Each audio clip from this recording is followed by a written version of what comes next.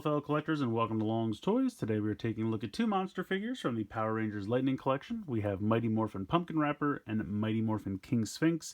Now these are kind of their own thing. They've started doing these monster figures. It's a higher price point, so we're at 30 now instead of 20. And they are a little bit larger than the other figures and they come with more accessories. So I don't know if this is their own kind of subline, like this is Monsters Wave 1, or they're just kind of outside releases. We've had outside releases before, like the Fighting Spirit 2-pack or the Lost Galaxy Psycho Red 2-pack. They weren't really part of a wave. They just kind of existed as their own thing on the side. Kind of like the exclusives we've had as well, the store exclusives. So I don't technically know if these are Monsters Wave 1 or if they're just their own thing, but they look neat. I like them. I'm very excited. Artwork on the packaging is beautiful. Pretty much the artwork we're used to, but really, really fun. I will say, though, right off the bat, you can see how, like, the jack-o'-lantern on Pumpkin Wrapper has, you know, the mouth and eyes filled in black, but the toy doesn't really have that. That's, like, the first striking thing that I see, but we'll get into all that in a little bit. But you can see artwork wraps around the side here. Same on this side, and then you have a really cool photo here on the back. Not really anything else going on there. And then we take a look at King Sphinx. Also looking really good. Artwork wraps around to the side. That looks really sharp. I love this style of artwork. I always have. They do a nice job with that. And then this looks pretty cool as well. So not really much going on the back of these. Just one really nice shot of the figure. But hey, that's all you need. I'm going to go ahead and get both of these guys out of the box, and we're going to take a closer look. Here are the two figures out of the packaging, and for the most part, I think they look pretty cool. I think they did a nice job with the design. Overall, the paint is pretty good. Like I said, there's definitely a couple places where I feel like it's lacking, but I'm going to get into the two figures individually, and I'll point all that stuff out. I just mostly wanted to show them together, and I wanted to do a few size comparisons quick, because I know a lot of people have been wondering how big these actually are in comparison to the normal figures. So here is MMPR Red from the Lightning Collection, just for a bit of a size comparison. They're pretty short in comparison, honestly. I would say he comes up to what, maybe like just below the shoulder on King Sphinx and maybe right at the shoulder for Pumpkin Wrapper. So I don't know. I definitely don't think they needed to be this big. Now maybe they are in preparation of some kind of Megazord line or something like that, and that's why they wanted them to be a little bit bigger so that you could pose them with the Megazord action figures, and then it would make sense why they were that size. But for, you know, ground level fighting with the Rangers, they definitely seem crazy tall in comparison. And I feel like on the show they weren't this much taller. So I don't know. That's a bit of a weird thing to me. Here is Goldar, another monster. And again, coming off really short. I mean, there are scenes on the show where Goldar and King Sphinx are together and they're the same size. And now he's easily a head taller than Goldar, which is kind of a bummer. I wish they were more in line. Now, I don't want them to start making me a large Goldar. I love this Goldar. He looks great. Really happy with this. I wish this one was a little bit smaller, but I guess it's a little bit too late for that. And also, just for fun, here is a Super 7 Ultimate Ninja Turtle. And it almost feels like... And the turtles are smaller in that regard, but it feels like they're even taller than that. So, I mean, if you feel, I should say, if you figure a normal Super 7 Ultimate probably comes up to almost the same size, but these are probably even a little bit taller than that. So they're big. They're definitely tall. I mean, I would say they're probably at least 7 inches, maybe 7.5. So if you have other, like, Ultimate figures from Super 7 or something like that, they probably would be in decent scale with those. They're big. They're definitely big. But let's go ahead. We'll take a look at each of them individually. First up, we have King Sphinx. I think he looks pretty good. I think they did a nice job with the overall design. The wings look good. They've given him kind of this, like, not quite a full-on black wash, but maybe just like a dirtying up to kind of bring out some of the details in the wings, which I think kind of works. Gives them some texture. I've had a lot of people tell me that the wings are a problem, and basically, from what I can tell, the pegs have kind of like a triangle, almost like an arrowhead front, and you have to push that all the way in so that it eventually gets in, and then you won't be able to pull it back out because it'll get stuck. Now, you have to put basically like the entire ball joint all the way into the body, but then I really can't pull these out. So, I mean, maybe if I really, really tried, I could, but I'm not going to. But I don't think they'll fall out, is what I'm trying to say. You can spin. You have a little bit of a hinge there, and hopefully they'll stay where they're supposed to. You do have a ball joint in the tail as well, which I think looks pretty cool. You make sure the tail doesn't get in the way of articulation, which is nice. The head sculpt looks good. I think they could have done... Well, really, I would have just painted the mouth. Painted the inside of the mouth is the only thing I would have done. The eyes look good. Face looks nice. I'm sure this has a technical term, but I'm just hat for lack of a better term. It looks pretty good. Mine has a couple of paint dings, as you can see, right there, but I'm sure that's just QC deals. It's not going to be a constant problem. I'll just pretend it's battle damage. Anyway, head can move from side to side, up and down. It's a ball joint and a hinge, just like the other figures have, so you can kind of see how it rocks back and forth on the hinge, and then you have the motion there in the ball joint. For the shoulder, you can go up to about that far out. The shoulder pad does hinder a little bit, but not too bad. You have a rotation there. You have a bicep swivel, double jointed elbows, as you can see there.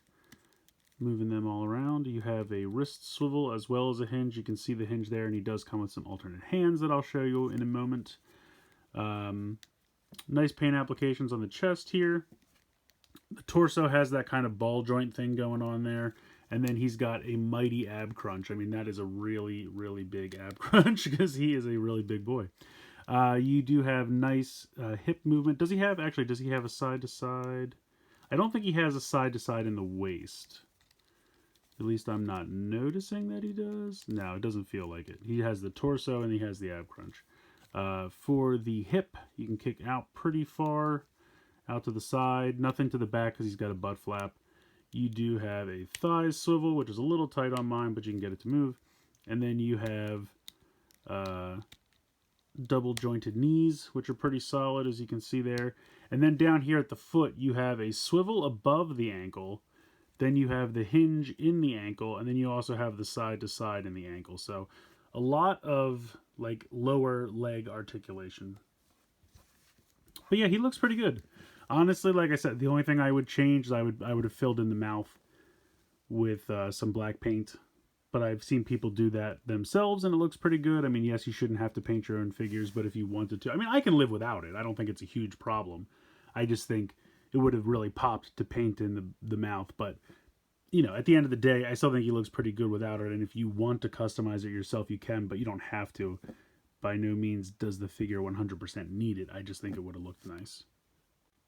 So accessory-wise, he does have his large staff, which looks pretty cool. And he has this really neat effect piece here. Now, again, I'm not a huge fan of effect pieces, but this one's actually kind of cool. So you thread this in, and then you kind of put the... do I have this backward? I do have this backwards. So then you put this piece in like this, and it kind of fits around the top of the staff there.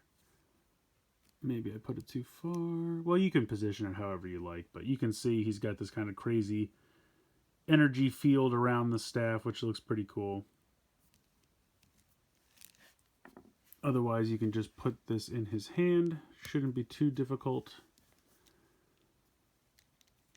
Let me see if I can get a good pose here. I'm not usually great at posing these. Now, this is probably not the best hand for this, honestly, but just to give you an idea. The two alternate hands, he's got this really... I'm assuming this is a closed fist. Yeah, for a second I thought maybe it opened a little bit, but no. This is a completely closed fist. And then he comes with this, which is probably meant more to hold the staff. You can see it's a tighter grip hand. So let's go ahead. Let's see if we can switch this out. Probably a little difficult to get this in here because it's pretty tight.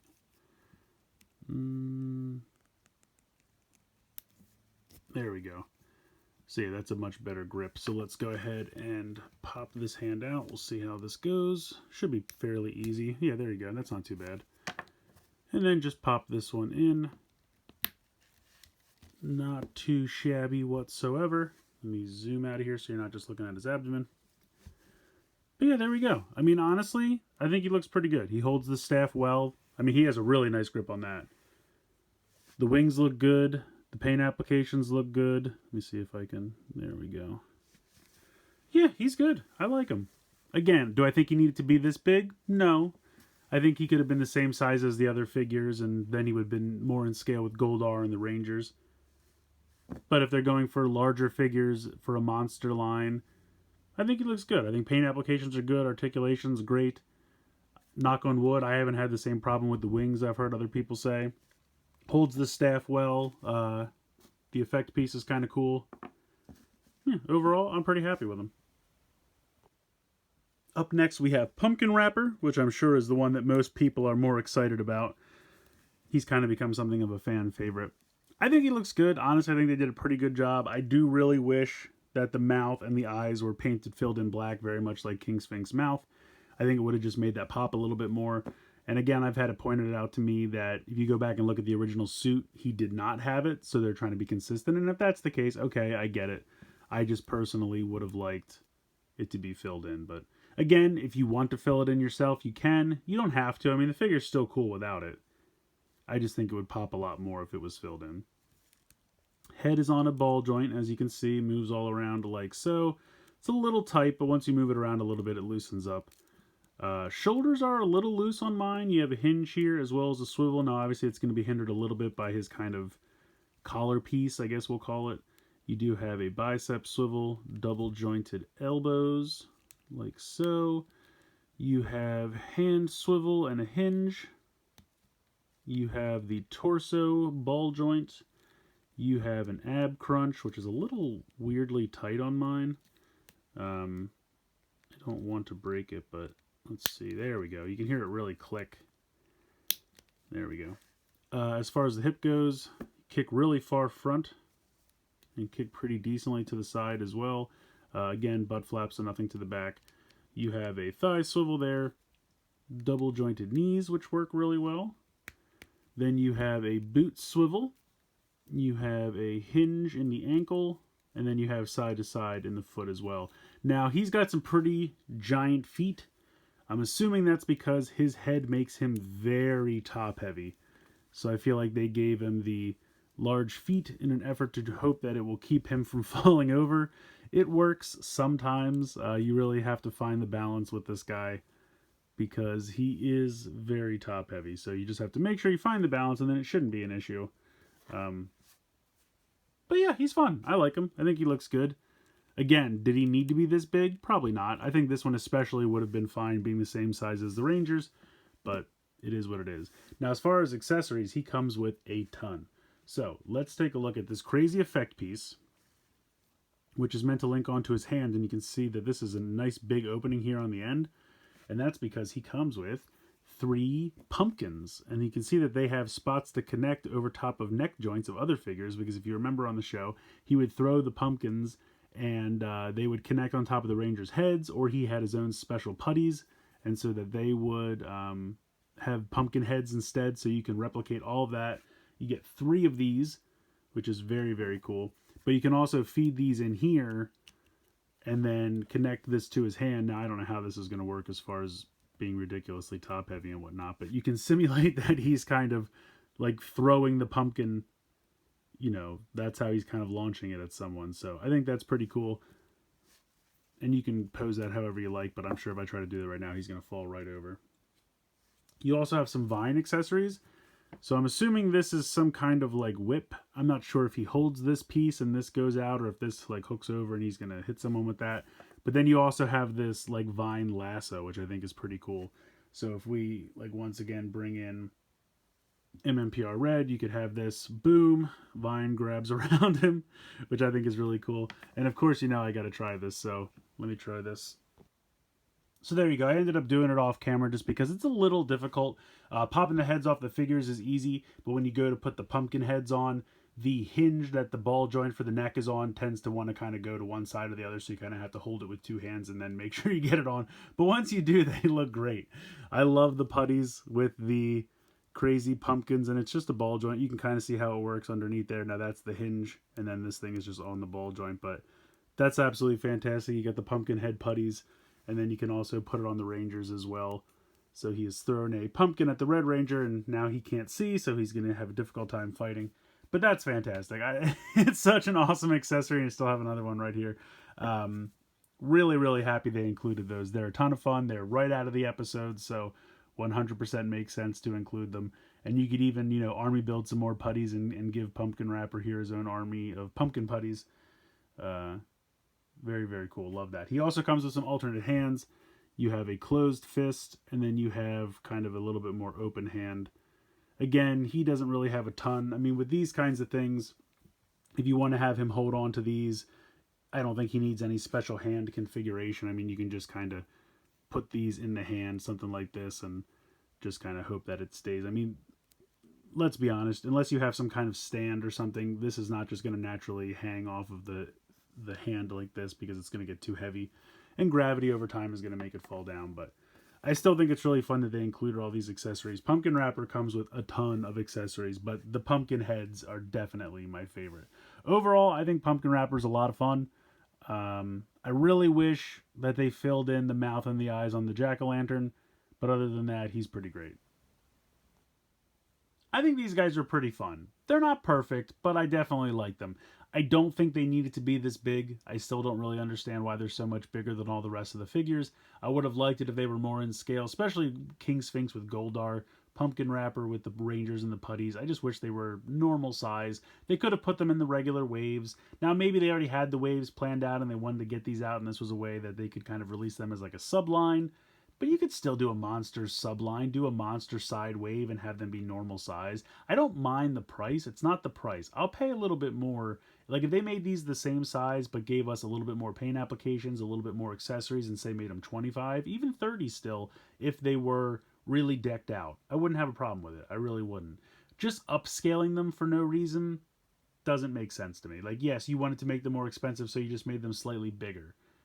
I didn't need that. Now, again, if there's going to be some kind of Megazord action figure line coming out, and these are going to scale with those, and that's why you did it, and this was kind of like secret foreshadowing, okay, whatever. Then maybe it'll make sense later on. But I didn't need them to be this big.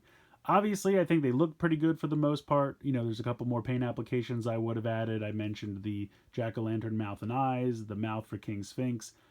They're not 100% necessary. It's just things that I personally wish they had done. And I definitely think it's more egregious with Pumpkin Wrapper. I think with King Sphinx, you don't notice it that much. Sure, I would love if the mouth was filled in, but it's not the first thing that catches my eye. I look at the figure, I see the headdress, I see the wings. He looks pretty good for the most part. And not that Pumpkin Wrapper doesn't look good. I just noticed that the head looks kind of bland. It's the first thing I notice when I look at him. And honestly, he's green and he's orange, and that's pretty much the only two colors he's got going on. So a little bit of that black would have really made the figure pop, would have just put that third color in there to just really make everything else look good. Again, it's not a problem. I just something I personally wish they had done. And I've had people point out to me that the suit didn't have them filled in. It was just kind of shadow, you know, from moving around and whatnot. And if that's true and they're being 100% authentic to the original show, then okay, I get it. But personally, I wish they would have just painted it anyway. But he definitely comes with a lot of fantastic accessories to make up for it. I mean, King Sphinx is a little bit lighter on the accessories. He's got the staff, which looks good. He's got the effect piece for the staff, which looks good. And he's got one set of alternate hands. But Pumpkin Wrapper really comes decked out. He's got the 3 pumpkin heads for Rangers and Putties. He's got the effect piece. He's got the 2 vine accessories. He's got an extra set of hands. He really comes with a lot. Now, I believe it's because he's a thinner figure. Obviously, more plastic goes into the bulk of King Sphinx, plus his wings, so it makes sense that he would have less accessories. But I love everything they packed into Pumpkin Wrapper, and for that, I'm willing to let the lack of paint on the head slide. I definitely think these two are still worth picking up. Even though they're a little bit larger, and even though they don't have all the paint applications you might want, they're still fun, great articulation, the accessories are a lot of fun, and I think ultimately they're going to be fun additions to this line. I do wish that they were just normal size though, but it's not terrible. They're not so ridiculously larger that it's weird. They're just a little too big and out of place. But you might have some Ultimate figures or other 7-inch figures that they scale perfectly with, and you know, that could be a lot of fun as well. So either way, I think it's worth checking these guys out. But let me know what you think in the comments below. Please like, share, and subscribe. Hope you guys enjoyed the video, and as always, thanks so much for watching.